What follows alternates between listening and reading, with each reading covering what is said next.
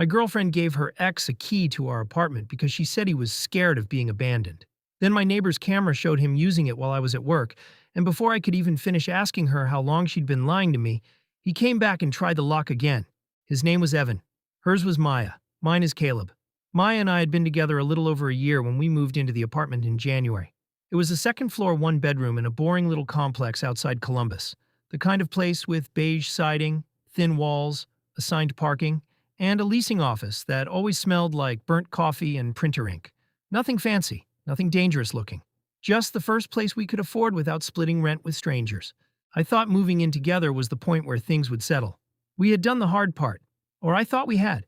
We had survived meeting families, weird schedules, money talks, and that awkward stage where you find out the person you love leaves clean laundry in baskets until it becomes furniture. The one thing we kept circling back to was Evan. Maya had dated him for almost 5 years before me. They broke up about 8 months before we met, and from the way she explained it, the breakup sounded sad but not explosive. They had grown apart. He was anxious. She had felt more like his caretaker than his girlfriend. He didn't have many friends. His family was complicated. He took things hard. At the beginning, I tried to be mature about it. I had exes. Maya had exes. People don't stop existing because a relationship ends. If she wanted to answer a text once in a while because someone was having a rough day, fine. I didn't love it, but I also didn't want to be the guy policing her phone and acting like every man from her past was a threat. Then Evan stopped being from her past. He texted her when his car made a weird noise. He called when he had a panic attack. He sent pictures of his dinner because he was trying to cook more. He asked whether she remembered the name of a show they used to watch. He messaged her when his cat got sick. He messaged her when his cat got better. He messaged her when he saw someone wearing a jacket like hers at Target.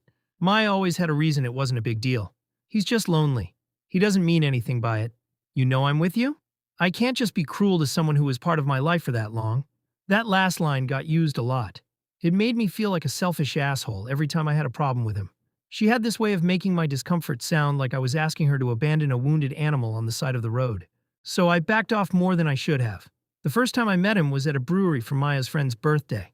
I knew he'd be there because Maya told me the day before, which was already annoying because she had known for a week. She said she didn't want me to spiral about it. I didn't spiral. I showed up in a clean shirt, bought Maya's friend a drink, and acted normal. Evan was smaller than I expected. Not short exactly, just folded in on himself. Narrow shoulders, pale skin, dark hair that hung into his eyes, the kind of soft, nervous smile that made people treat him gently. He shook my hand with both of his and said it was really nice to finally meet the guy who made Maya happy. It was a weird sentence, but I let it pass. For the first hour, he was harmless in the exact way Maya kept describing. Quiet, polite, a little awkward. He asked me about work. He laughed at jokes half a second too late. He didn't flirt with Maya or touch her or make some big display. Then Maya went to the bathroom, and Evan moved into the empty space beside me like he had been waiting for it. He asked, "You guys like the apartment?" I said, "Yeah, it's fine, still unpacking." Then he asked, "The bathroom fans still sound like a lawnmower?" I looked at him, and he gave this little smile while looking down at his beer. Maya told me she complains about weird sounds. Maya did complain about the bathroom fan. She complained about it to me, in our apartment, usually while brushing her teeth or putting moisturizer on before bed. It wasn't a normal, casual update you gave your ex. I nodded because I didn't know what else to do. He kept smiling at the bottle in his hand and added, "She gets annoyed by stuff like that? You'll learn." I hated that line, not because it was an obvious threat, because it was intimate, like he was handing me a used instruction manual from my own girlfriend. When Maya came back, I mentioned it later in the car. I kept my voice calm because I didn't want the whole ride home to turn into a fight. I asked, "You told Evan about our bathroom fan?" She rolled her eyes, but lightly, like I had accused her of stealing a pen. I probably mentioned it in passing. I asked when, and she said, "I don't know, Caleb. We talk sometimes." When I asked if they talked about our apartment, she said about life. About life, broad enough to include anything, soft enough to make me sound petty for objecting. So I let it go. After that, I started noticing how much Evan knew. He knew Maya had started buying oat milk again. He knew I worked late on Wednesdays. He knew our couch was too big for the living room. He knew Maya hated the neighbor's wind chimes. He knew she had burned her hand on the oven rack making frozen pizza. He knew we were saving for a bigger bed because mine had a dip in the middle. None of that was secret. That was the problem.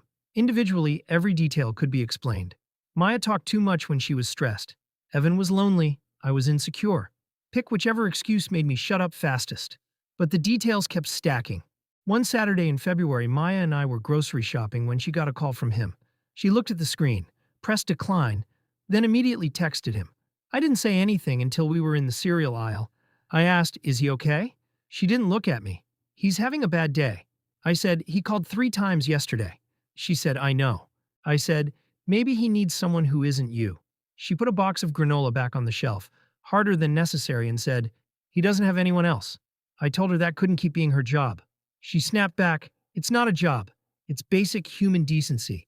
I remember standing there with a basket full of lettuce, coffee, chicken thighs, and a bottle of dish soap, feeling like an idiot because I had somehow become the bad guy between cornflakes and pancake mix. I said, "I'm not asking you to be cruel. I'm asking you to have boundaries." She said, "He's not dangerous." I told her I didn't say he was dangerous. She said, "You're acting like he is?" That was the pattern. I would say I was uncomfortable. She would answer a worse accusation I hadn't made. Then I'd spend the next 10 minutes clarifying that I didn't think she was cheating. I didn't hate people with anxiety. I didn't want to control her. And I wasn't trying to isolate her from everyone she'd ever known. By the end, the original point would be dead on the floor. The first apartment problem happened in March. I came home from work and found the kitchen light on. Maya worked from home 3 days a week, but that day she had gone into the office. I knew because she had texted me a picture of her sad desk salad at lunch. I stood in the doorway for a second, holding my keys, staring at the light. The apartment didn't look trashed. Nothing obvious was missing. The cat-shaped salt shaker Maya loved was still on the counter. My laptop was still on the table. The TV was still mounted badly on the wall, because I had insisted I could do it myself and refused to admit it tilted left. But something felt off. The throw blanket on the couch was folded. Maya never folded that blanket. I didn't either. It lived in a pile like every other blanket owned by adults who pretended they had their life together. There was also a smell in the hallway. Faint cologne, sharp and sweet. I checked the bedroom, bathroom, closet, and balcony. Nothing. When Maya got home, I asked if she had stopped by during the day. She said, "No," while dropping her bag by the door. I told her the kitchen light was on. She said, "Maybe we left it on." I said we didn't. She shrugged, already pulling off her shoes, and said, "Then maybe maintenance came." I asked, "For what?" She said, "I don't know, Caleb. Maybe they checked the smoke detector or something." The smoke detector was in the hallway and had not been checked. There was no maintenance slip on the counter, no email, no notice on the door. I said that, and Maya gave me that tired look she used when she wanted me to hear myself. She asked, "Do you want me to call the police because the light was on?" I said, "No. I want you to not act like I'm insane for noticing." She said, "I'm not acting like you're insane." She was. She just wasn't saying the word. The second thing happened 2 weeks later. Our neighbor across the hall, Mrs. Dorsey, stopped me while I was taking trash out. She was in her late 60s, retired, always in slippers, and somehow knew everyone's business without ever seeming nosy. She watered the sad plant by the stairwell, even though no one knew who owned it. Mrs. Dorsey said, "Your friend came by earlier." I asked, "My friend?" She said, "Thin young man, dark hair, gray hoodie. He knocked for a while." My stomach tightened in that slow, unpleasant way where your body reaches the conclusion before your brain wants to. I asked what time it happened, and she said, "Around 2 maybe. I was leaving for my appointment." She tied her trash bag and frowned. "He said he was checking on Maya." I told her Maya wasn't home, and Mrs. Dorsey said, "I told him that." He said he knew. She looked at me a little longer after that, like she expected me to understand something. I thanked her and went back inside. Maya was on the couch with her laptop. I asked if Evan had come by, and her face changed before she answered. She said, "He said he might drop something off." I asked what, and she said, "Some mail that went to his place by mistake." I said, "You don't live at his place." She said, "I used to, Caleb." I reminded her she had moved out over a year ago. She closed the laptop halfway and said, "It was probably junk mail." I don't know. I told her Mrs. Dorsey said he knocked for a while and said he was checking on her. Maya looked irritated, but underneath that she looked caught. "He worries." I said, "He knew you weren't home." She said, "Maybe I told him I had a meeting."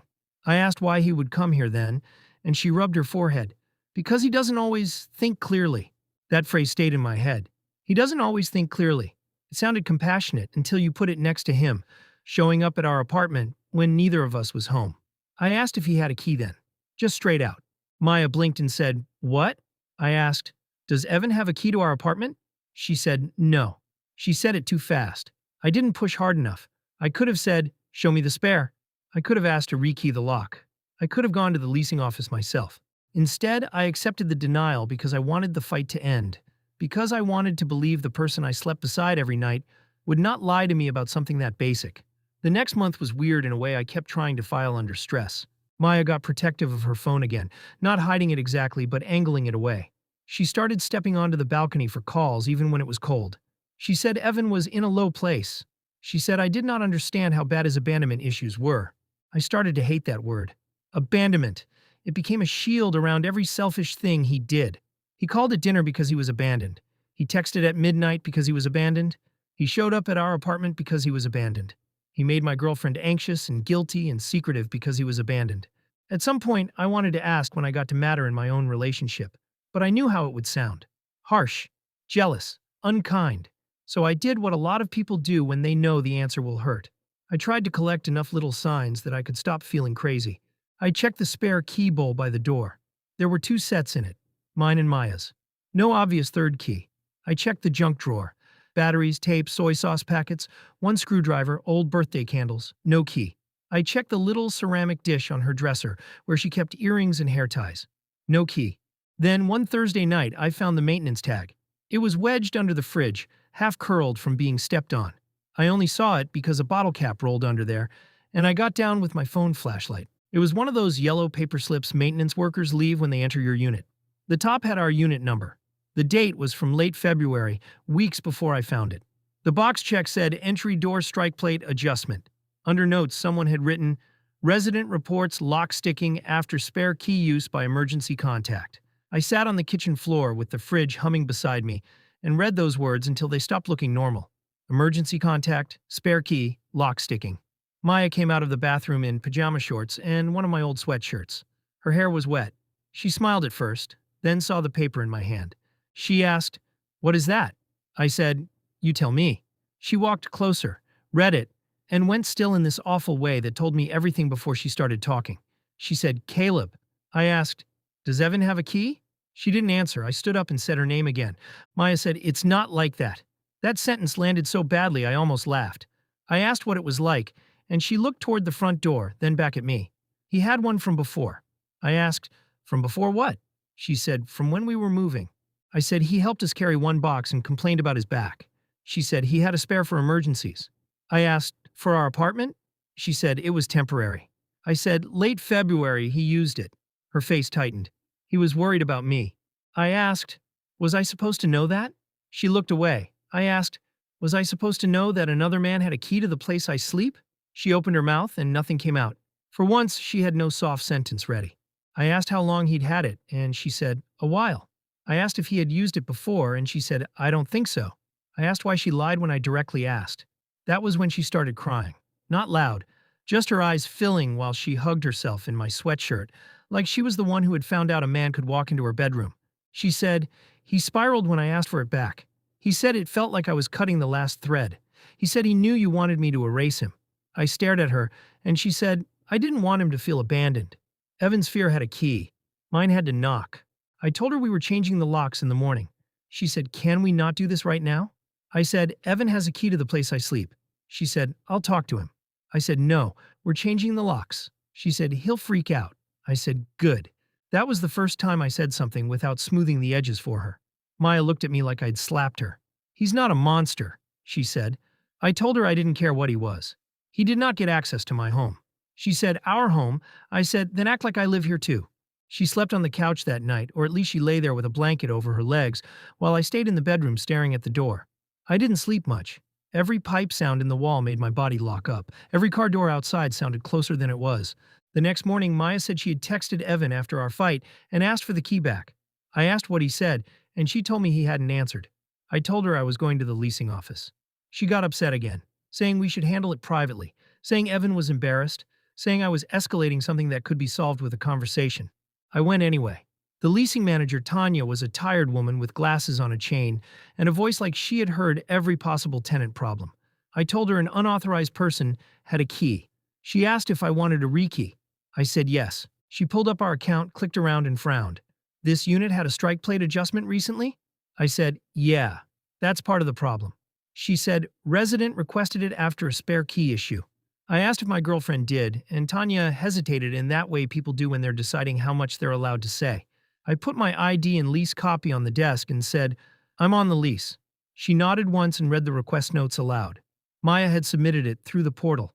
The description said, front door locks, sticking after emergency contact used, spare key during resident work from home meeting. Please do not call before entering. Resident will be on video call. I read the printed copy she gave me. Resident work from home meeting. Maya had been in the apartment when he entered. She had not told me. The request had been made at 1:42 p.m. on a Tuesday. I remembered that Tuesday because Maya had been working from home that day and barely spoke when I came in with takeout. She said work was brutal. She picked at lo mein and fell asleep watching a cooking video. Tanya watched my face carefully and said, we can rekey today. There's a charge unless there's a police report. I told her I'd pay it. Then she asked, do you want us to remove any third-party access notes? I asked what notes, and she clicked again. There's an emergency contact listed. Evan Price. I made this ugly sound that was closer to a laugh than anything else. I said, he's not our emergency contact. Tanya said, he was added by resident request. I asked when, and she looked again. Around move-in. I left the office with a printed rekey form, the maintenance history I was allowed to have, and the feeling that my skin did not fit right. On the walk back to the apartment, Mrs. Dorsey opened her door and asked if I was all right. I must have looked like hell because she didn't wait for the polite answer. That man was here last night, she said. I stopped and asked what she meant. She said, late.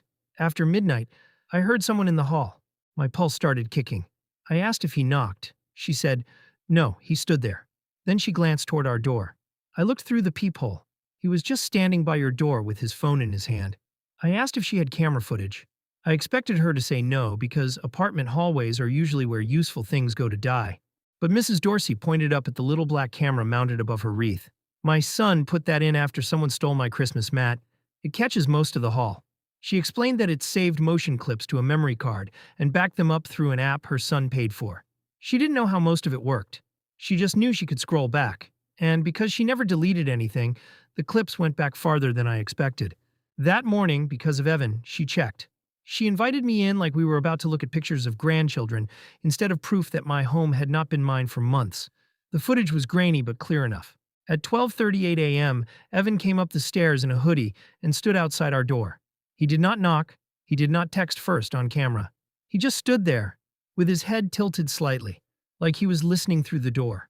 After almost 2 minutes, he took something from his pocket, a key. He put it halfway into the lock, then stopped. His phone was in his other hand. He looked down, typed something, waited, then pulled the key out and left. I knew who he was probably texting. I just didn't have the answer yet. I had been in the bedroom that night staring at the door, trying to sleep. Maya had been on the couch after our fight. Evan had been standing on the other side of the same door, with a key she swore was temporary. Mrs. Dorsey kept scrolling. 3 days earlier at 2:09 p.m., Evan used the key and went inside while I was at work. He stayed 9 minutes. Maya had told me she was in the office that day, and the camera never showed her opening the door for him or leaving with him. Evan came out empty-handed except for something small in his fist. The angle did not show what it was. The week before, he walked up, knocked once, waited, then used the key anyway. The next clip was worse. He stood in the hall while Maya opened the door, and she put her finger to her lips before letting him in. I felt something in me go quiet then. Not calm, not numb, just done. Mrs. Dorsey apologized like she had caused it by showing me. I thanked her, asked if she could send the clips, and went back across the hall. Maya was sitting on the couch, phone in both hands. She looked up when I walked in and asked, "Where were you?" I said, "With Mrs. Dorsey." Her face drained. I held up my phone and said, "She has hallway footage." Maya closed her eyes. That was the closest she came to admitting she knew exactly how bad it was. I played the first clip. Evan standing at our door after midnight. Key halfway in the lock.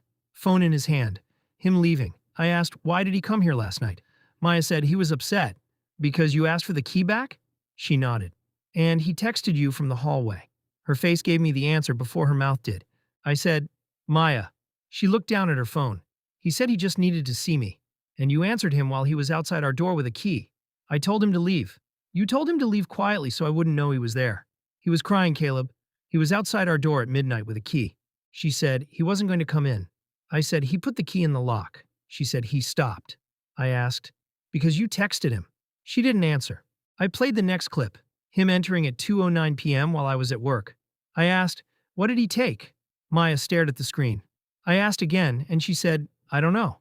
I told her he was in there for 9 minutes. She said, "I didn't know about that one." I caught the wording right away. That one. I lowered the phone and asked how many she did know about. Her mouth tightened like she was trying to hold the answer in by force. I said her name, and she finally said, "He came over sometimes when he was panicking." I said, "When I wasn't here." She said, "Because you would make it a thing." I said, "It is a thing." She said, "You hated him from the start."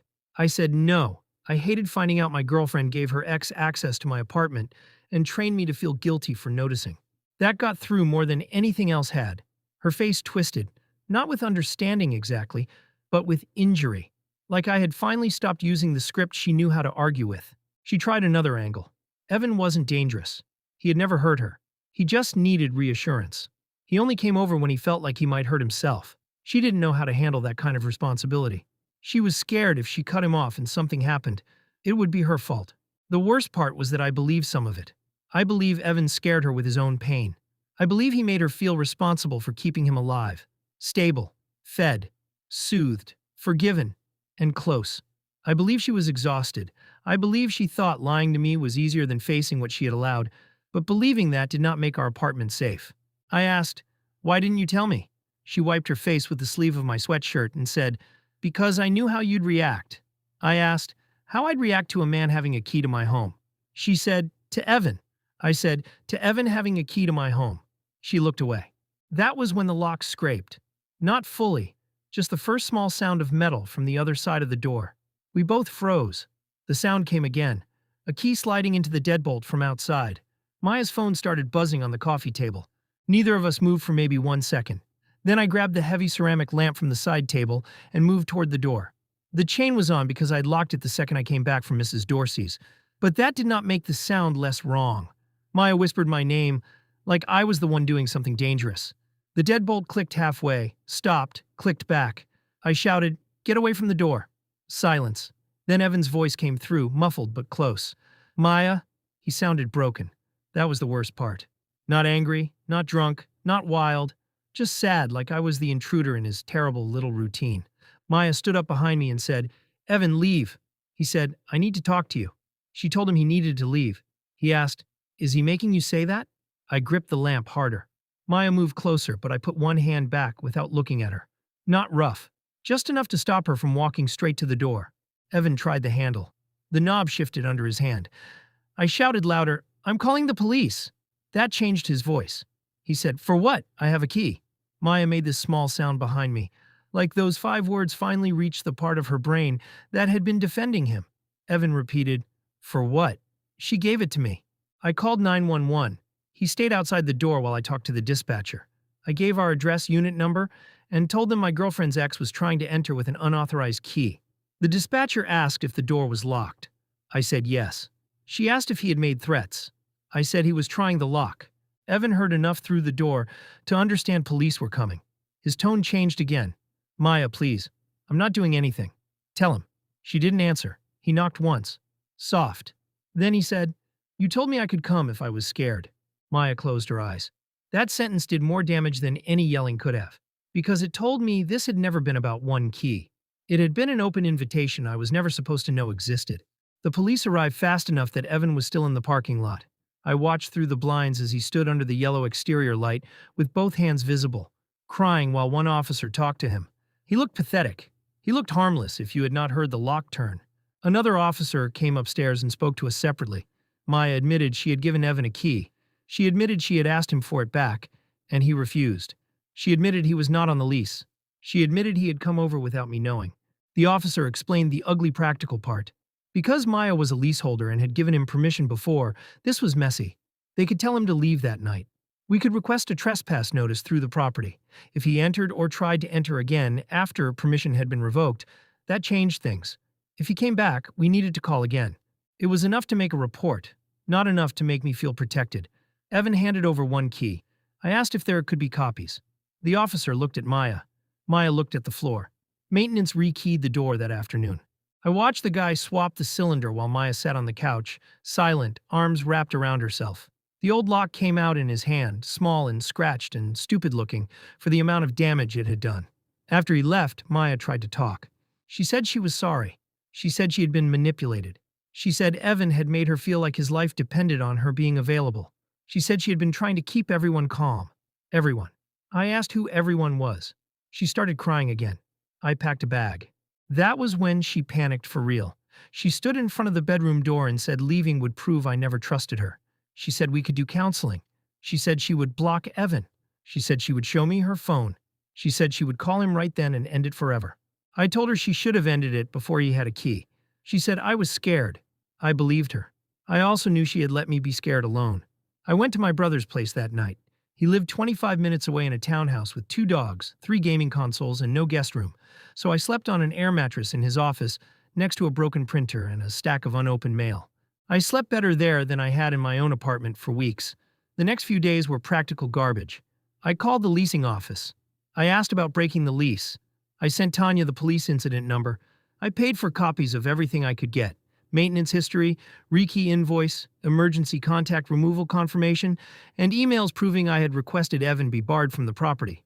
The incident report helped. It did not make the lease problem painless, but it gave me paperwork. Tanya started the process, and Maya eventually signed the lease break forms too. Neither of us fought to keep an apartment that did not feel safe anymore. Mrs. Dorsey sent me the hallway clips. She also sent one I had not seen yet. It was from the day after Maya and I moved in.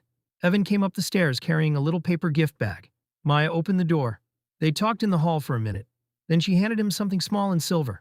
The key. Right there. Not during a crisis. Not after some spiraling emergency. Not because he happened to still have one from helping us move. She had given it to him in the hallway the day after we started living together. When I confronted her with that clip over the phone, she went quiet for so long I thought the call had dropped.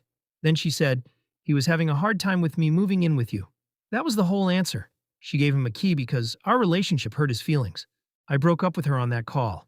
I did not have some perfect speech ready. I told her I could not stay with someone who made another man's comfort more important than my safety. She kept saying it wasn't that simple. Maybe it wasn't. Maybe nothing is simple when someone has spent years teaching you that their pain outranks everyone else's boundaries. But I was done being one of the people arranged around Evan. 2 weeks later, Maya moved out of the apartment too.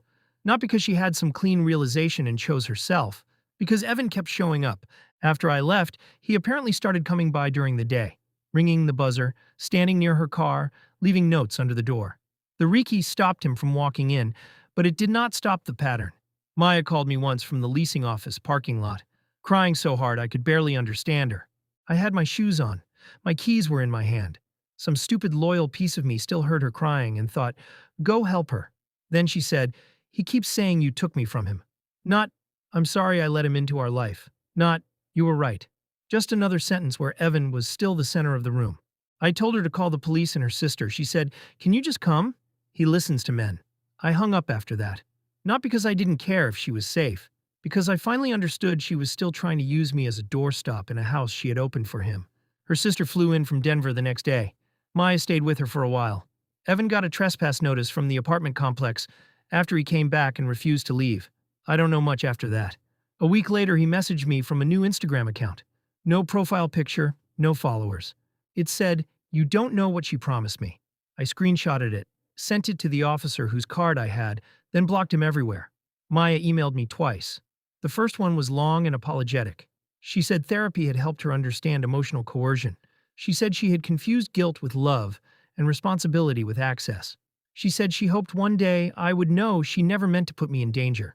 The second email came months later. Shorter. She said she found a key in an old jacket when his sister dropped off a box of Maya's old things from Evan's apartment. Not a key to his place. Another copy of our old apartment key. It still had one of those colored rubber caps on it. Blue. Because that was Maya's favorite color. She said seeing it made her throw up. I didn't answer. By then I had a different apartment. Smaller. 3rd floor. Worse parking. Better locks. I live alone now, and I like it more than I thought I would. My brother helped me move, and Mrs. Dorsey mailed me a card with a grocery store gift certificate inside because she said starting over is expensive. She was right. I still do a stupid thing every night before bed. I check the deadbolt, then the chain, then the deadbolt again. Sometimes I take a photo of the door before I lie down, which makes no sense because a photo will not stop anyone from coming in. It just gives my brain something to hold. The relationship ended the night Evan turned that key, but it had been over before then. It ended every time Maya made me apologize for noticing him. It ended when she handed him access to our home because losing access made him sad. It ended when my safety became something she could negotiate behind my back. The last thing I heard about Evan came from Mrs. Dorsey, months after I moved. She texted me a picture of the old apartment hallway. Not him, just the door. There were fresh scratches around the lock, thin silver marks where paint used to be. I saved the photo for about a week, then deleted it. I didn't need it anymore. I already knew what it proved. Some people don't break in because they want your stuff. They break in because someone taught them the door was theirs to open.